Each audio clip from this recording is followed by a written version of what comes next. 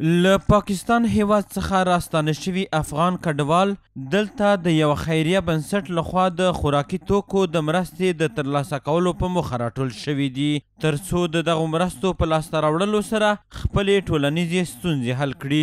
همدارنګه د بلخ ولایت د اقتصاد ریاست د بنسټونو عمومي مدیر او د IHH خیریه بنسټ استازي د افغان کډوالو د ستونزو د هواري په موخه دوی ته د هر راز مرستو د رسولو ډاډ ورکوي. حاجي والي صاحب له طرفه موږ ته دا هدایت شوی دی چې اولیت حق د مهاجرینو ده.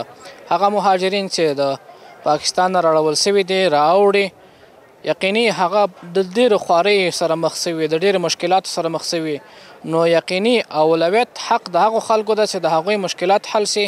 قرار است امروز ما به 595 فامیل های مهاجرین در ولایت مزار شریف با همکاری ریاست های مربوطه توزیع داشته باشیم.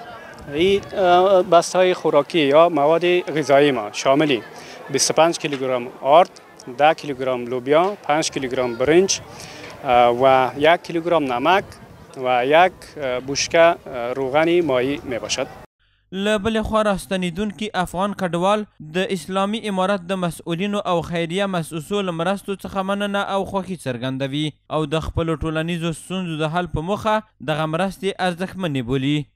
ما مردم از پاکستان مهاجر شده در اینجا آمدیم. زمستان است، شکر الحمدلله. اینا بر ما چند آرد روغن هم کمک کرده.